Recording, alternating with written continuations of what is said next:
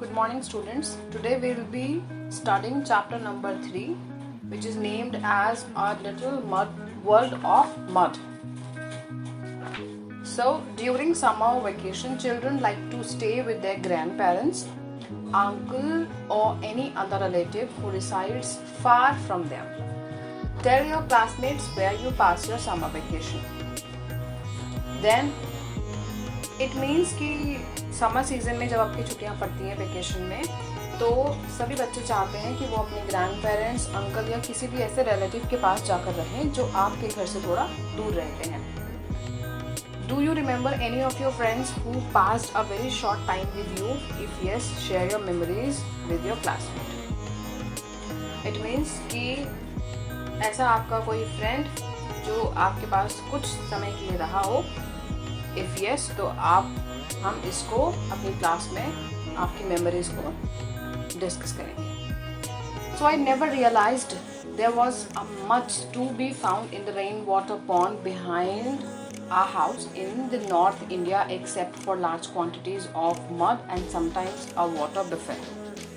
तो मैंने कभी ये रियलाइज़ नहीं किया था कि हमारे जो घर के पीछे नॉर्थ साइड में हमारा जो घर है नॉर्थ इंडिया में पीछे एक पॉन्ड है, उसमें इतना कुछ होगा.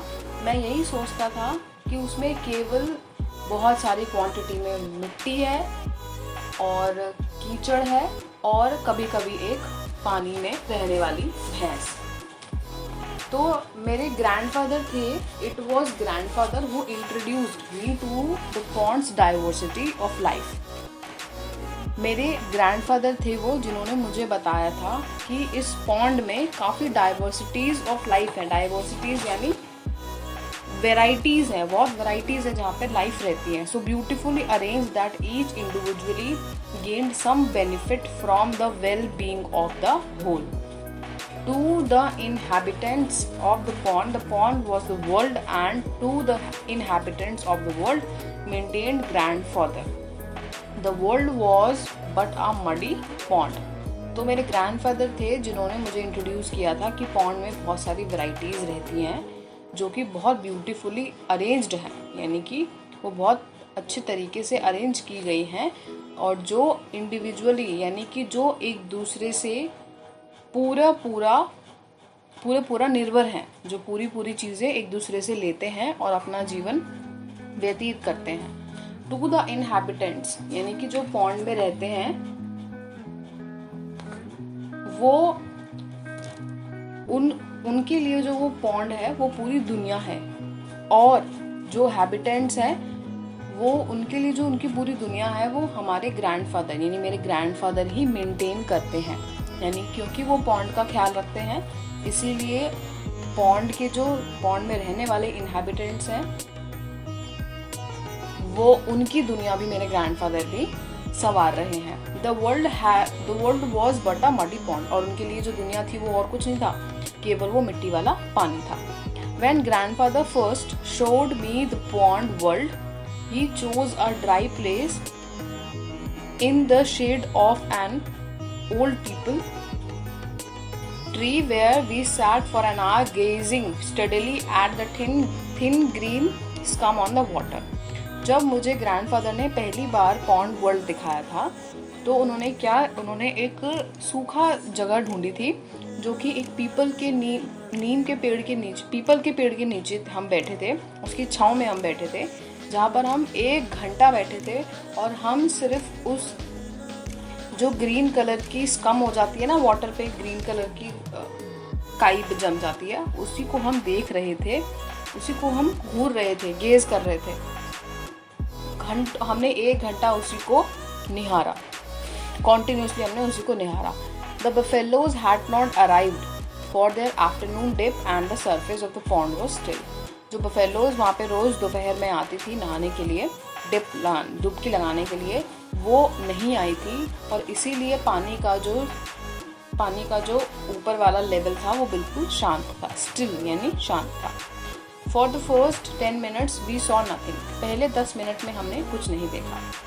उसके बाद then a small black blob appeared in the middle of pond. So उसके बाद एक small black blob ब्लॉब यानी एक अनक्लियर और उसका शेप नहीं होता कोई, और जो लिक्विड पे उस पानी पे फ्लोट कर रहा था यानी तैर रहा था। वो पूरे मिडल ऑफ द पॉन्ड में दिखाई देता है। ग्रेजुअली यानी धीरे धीरे वो बढ़ता चला गया। It rose higher until at last we could make it out a frog's head। वो काफ़ी बड़ा हो गया और हमें तब समझ में आया जब हमें पता चला कि वो एक मेंढक का सिर है, frogs head. It's great eyes steering hard at us. उसकी बड़ी बड़ी आंखें जो थी वो हमको घूर रही थी। स्टेयरिंग बहुत तेजी से हमें घूर रही थी। He did not know if we were friend और एनिमी। उसे नहीं पता था कि हम उसके फ्रेंड है या एनिमी हैं। And kept his body out of site.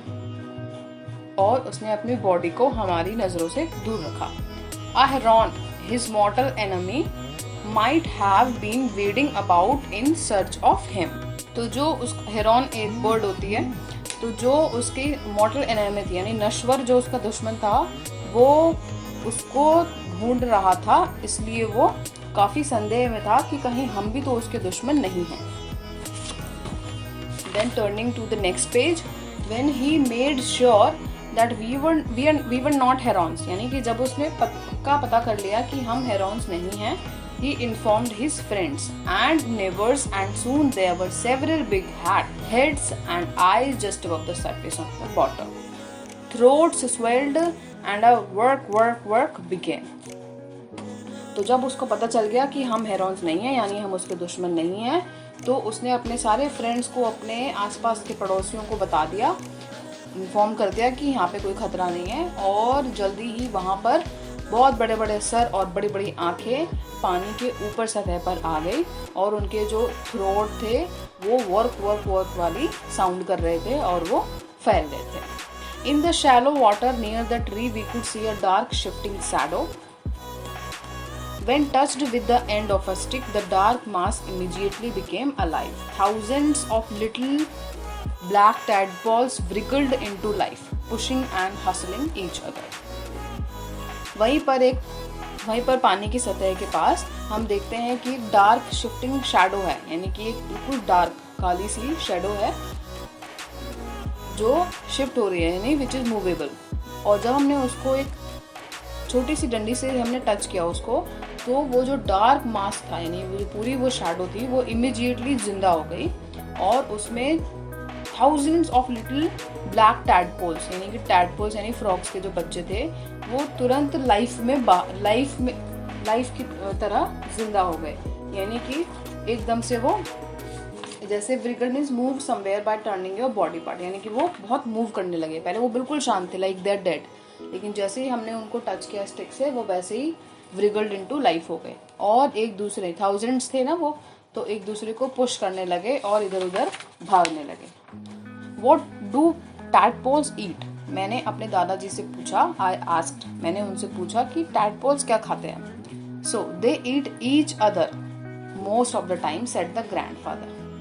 It may seem an unpleasant custom, but when you think of thousands of tadpoles they are hatched, you realize what a useful system it is.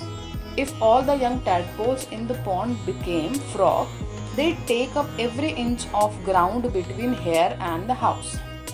तो जैसे उसने पूछा था कि tadpoles क्या खाते हैं, तो ग्रैंडफादर ने जवाब दिया कि वो एक दूसरे को ही खाते हैं। टैडपोल्स यानी जो मेंढक के बच्चे होते हैं वो एक दूसरे को ही, जैसे उनके जो भाई बहन होते हैं, थाउजेंड्स ऑफ जो टैडपोल्स पैदा होते हैं वो एक दूसरे को ही खाते हैं।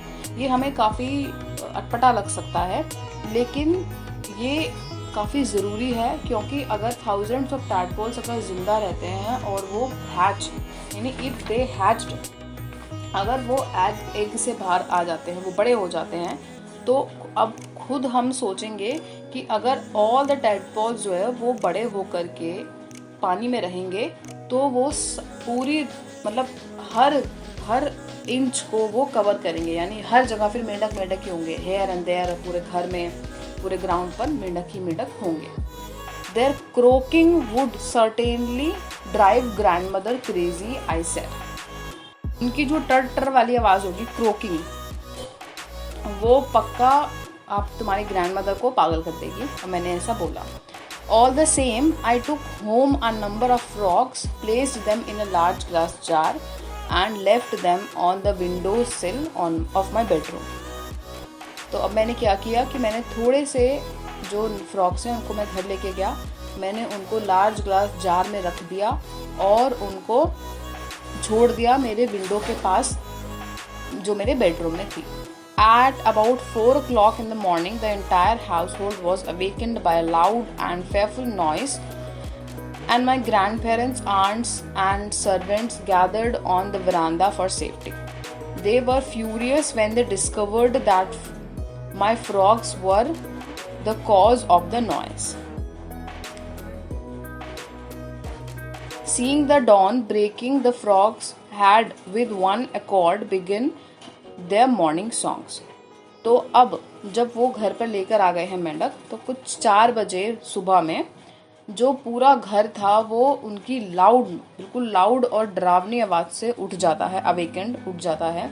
मेरे ग्रैंड पेरेंट्स भी उठ गए, मेरे अंकल आंटी भी उठ गए, और वहाँ पे जो सर्वेंट्स थे वो भी उठ गए, और वो इकट्ठे हो गए, और वो बरामदा यानी जो चौक होता है हमारे घर के बाहर में, वहाँ पर वो इकट्ठे हो गए सेफ्टी के लिए.